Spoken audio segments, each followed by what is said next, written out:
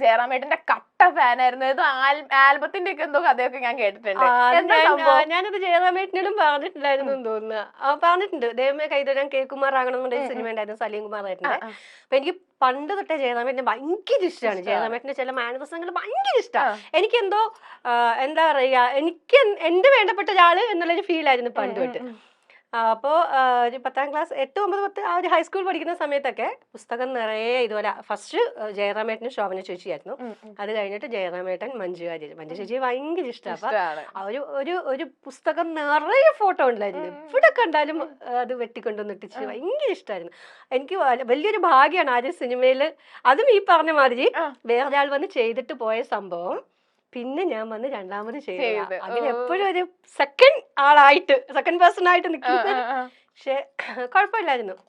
ഇപ്പൊ റീസെന്റ് തിയേറ്ററിലാണെങ്കിൽ ഒരു മൂവി, അതെ, ആനന്ദ് ശ്രീബാല. അതിന്റെ ഒരു ഭയങ്കര അതിന്റെ ഫസ്റ്റ് സീനിൽ ഒറ്റ സീനേ ഉള്ളൂ. ഫസ്റ്റ് സീൻ തുടങ്ങുന്നത് ഞാൻ ഇന്നലെ കാണാൻ പോയിട്ടുണ്ടായിരുന്നു. കണ്ടോ? 15 മിനിറ്റ് ശേഷം ഞാൻ കുറച്ച് എത്താൻ വൈകി പോയി. കറക്റ്റ് 15 മിനിറ്റിന് ശേഷമാണ് എത്തിയത്. ഞാൻ പോവാണ്, ഞാൻ ഇന്റർവ്യൂ മതിയാക്കി പോവാണ്. എന്റെ സീൻ കാണാത്ത ആൾക്കാരുടെ നമ്മുടെ കൊച്ചിയിലെ ട്രാഫിക് അറിയാലോ. കറക്റ്റ് 15 മിനിറ്റ് ആയപ്പോ ഇവിടെ എത്തി. അപ്പം ഇങ്ങനെ എന്തോ ഇന്റർവ്യൂ നടക്കുന്ന ഒരു സീക്വൻസ് ആണ് അവിടെ നടക്കുന്നത്. ഈശ്വര, വെറുതെ ആയിപ്പോയല്ലോ. ഇന്നിപ്പോ എന്നെ വിളിച്ചു വരുത്തിയിട്ട്. ഇല്ല, ഞാനാണെങ്കിൽ ഫസ്റ്റ് പോർഷൻ മാത്രം കാണും ഇനി. അതെ, എനിക്ക് ഭയങ്കര സന്തോഷം എന്ന് വെച്ചാൽ ചെറിയ ഒറ്റൊരു സീനേ ഉള്ളൂ. പക്ഷെ ട്രെയിലറിൽ പോലും തുടങ്ങുന്നത് എന്റെ ഫേസ്. ഭയങ്കര സന്തോഷം. ഞാനിന്ന് അത്ര എന്താ പറയാ, കുറെ സിനിമകൾ ചെയ്തിട്ടുണ്ട്. ലീഡിങ് ക്യാരക്ടർ വെച്ച് ചെയ്ത സിനിമകൾ എന്ന് വെച്ചാൽ ലോ ബഡ്ജറ്റ് സിനിമകൾ, ഫെസ്റ്റിവൽ മൂവി മാതിരിയുള്ളൂ. അപ്പൊ അതിനൊന്നും അത്ര വലിയൊരു എന്താ ഒരു റീച്ച് കിട്ടുകയോ അല്ലെങ്കിൽ അത്ര ഒരു പബ്ലിസിറ്റി ആവുകയോ ഒന്നും അത് ചെയ്തിട്ടില്ല. അപ്പൊ അതിന്റെ പിന്നെ ഉള്ളത് ഇങ്ങനെ വലിയ സിനിമകളിൽ ചെറിയ വേഷങ്ങൾ ചെയ്തു പോയതാ.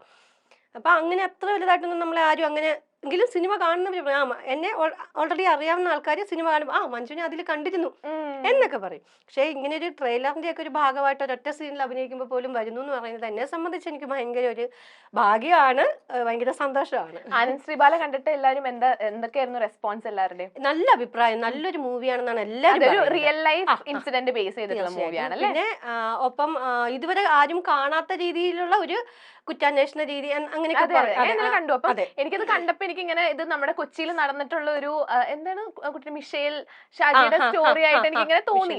പക്ഷെ അത് ആരും വേണ്ടത്ര ഒരു ഇത് കൊടുക്കാത്ത പോലെ എനിക്ക് ഫീൽ ചെയ്തു. ഇമ്പോർട്ടൻസ് ആരും കൊടുത്തിട്ടില്ല അല്ലെ? ഓക്കെ, അപ്പൊ നമ്മള് ബാക്കി വിശേഷങ്ങളിലോട്ട് വരികയാണെങ്കിൽ ഒരു മോളല്ലേ ചേച്ചിക്ക്. അപ്പൊ ചേച്ചിയുടെ പെർഫോമൻസ് ഒക്കെ കണ്ടിട്ട് എന്താ പറയാറ്, അഭിപ്രായം എന്താ പറയാറ്? പണ്ട് കുഴപ്പമില്ലമ്മന്നൊക്കെ പറയും. ഇപ്പൊ എന്തെങ്കിലും കാണിച്ചാൽ അമ്മ അത് ശരിയായില്ല കേട്ടോ, അങ്ങനെ ചെയ്തപ്പോൾ എന്റെ വിമർശകയൊക്കെ ആകാറുണ്ട് ചില സമയം. പക്ഷെ പുള്ളിക്കാരത്തിയോടെ എന്തെങ്കിലും ഒന്ന് ചെയ്ത് കാണിക്കാൻ പറഞ്ഞു കഴിഞ്ഞാൽ ആൾക്ക് ഭയങ്കര നാണമാണ്. പക്ഷെ ഭയങ്കര ഇൻട്രസ്റ്റ് ആണ്, ഭയങ്കര നാണമാണ്. നമ്മളാണെങ്കിൽ അടുത്തൊരു സെഗ്മെന്റിലോട്ട് പോവാണ്. ഓക്കെ, പണിയാണ്. ഇത് പണിയൊന്നുമല്ല. ഇത് നമുക്ക് ചേച്ചിക്കാണെങ്കിൽ ഞാൻ കുറച്ച് ആൾക്കാരുടെ പേര് പറയും. അപ്പൊ ഇവരെ പറ്റി പറയുമ്പോൾ ചേച്ചിക്ക് പെട്ടെന്ന് മനസ്സിലോട്ട് ഓടി വരുന്ന ഒരു മെമ്മറി എന്താണെന്നാണ് ചേച്ചി പറയേണ്ടത്. ഓക്കെ, അപ്പൊ ഞാൻ ഫസ്റ്റ് മഞ്ജു പത്രോസ്. മഞ്ജു ചേച്ചി ഞങ്ങൾ ഒരുമിച്ച് മർമായ ഒരുമിച്ച് ചെയ്തിട്ടുണ്ടോന്ന് ചെയ്തിട്ടുണ്ട്. അത് അധികം എപ്പിസോഡ് ചെയ്തിട്ടില്ല. പക്ഷെ മീഡിയ വണ്ണിൽ കുന്നംകുളത്തങ്ങാടി എന്ന് പറഞ്ഞൊരു സീരിയല് എനിക്കൊന്ന് 2.5-3 വർഷം ഒരു കുടുംബം പോലെ നിന്ന് വർക്ക് ചെയ്തതാണ്.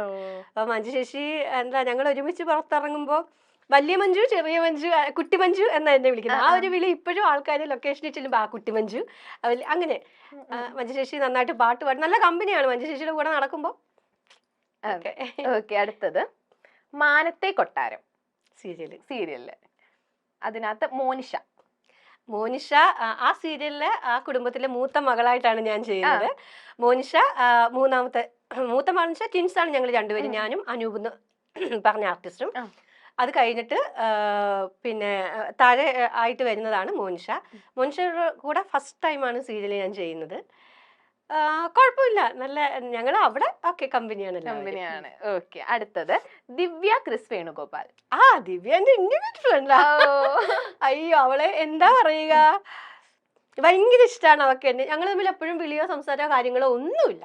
പക്ഷെ വിളിക്കുന്ന സമയത്ത് ഭയങ്കര എന്താ, അവളുടെ വിശേഷങ്ങൾ മുഴുവൻ എന്നോട് പറയും, അവളുടെ സങ്കടങ്ങൾ കാര്യങ്ങളൊക്കെ. ഇപ്പൊ അവളുടെ ലൈഫ് ഒരു ഇതിലെത്തിയപ്പം എനിക്ക് തോന്നുന്നു അവളെക്കാൾ കൂടുതൽ സന്തോഷിക്കുന്ന എനിക്ക് ഭയങ്കര സന്തോഷം എന്ന് വെച്ച് കഴിഞ്ഞാല്, കാരണം കുറെ കാര്യങ്ങൾ ഷെയർ ചെയ്തിട്ടുണ്ട് അവൾ എന്നോട്. അവളുടെ പഴയ ലൈഫ് കാര്യങ്ങളൊക്കെ ഷെയർ ചെയ്തിട്ടുണ്ട്. അപ്പൊ അതൊക്കെ വെച്ച് നോക്കുമ്പോ ഇപ്പൊ അവളുടെ ഓരോ പടവും കാണുമ്പോൾ എനിക്ക് എനിക്കെന്തോ ഒരു ഇത് കിട്ടിയ പ്രൗഡ് സന്തോഷാണ്. ഫീലിംഗ് ആയിരുന്നു തീർച്ചയായിട്ടും ഭയങ്കര ഒരു അപ്പൊ കല്യാണം അഭിമാനമാണ്. കഴിഞ്ഞിട്ട് കണ്ടിരുന്നോ?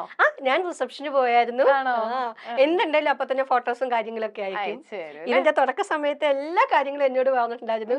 പിന്നെ അന്നും പറഞ്ഞു മഞ്ജു ഇത് ആരോടും പറഞ്ഞേക്കരുത്, ഇത് നമുക്കൊരു സമയം ആകുമ്പോ പബ്ലിഷ് ചെയ്യാം എന്ന് പറഞ്ഞു. ഞാനും ഇത് ആരോടും ഷെയർ ഒന്നും ചെയ്തിരുന്നില്ല. എന്റെ എന്താ നല്ലൊരു കൂട്ടുകാരിയാണ് ദിവ്യ. ഓക്കെ, അടുത്തത് കൃഷ്ണകുമാർ മേനോൻ. കുടുംബവിളക്കില് ഞങ്ങളുടെ KK മേനോൻ. കൃഷ്ണകുമാർ മേനോൻ ആരും വിളിക്കില്ല, KK മേനോൻ. ഇപ്പൊ സാന്ത്വനത്തിനകത്ത് 2 സീരിയൽ ഞങ്ങളിപ്പോ ഒരുമിച്ച് ചെയ്തിട്ടുണ്ട്. സാന്ത്വനത്തിലെ ബാലനായിട്ട്.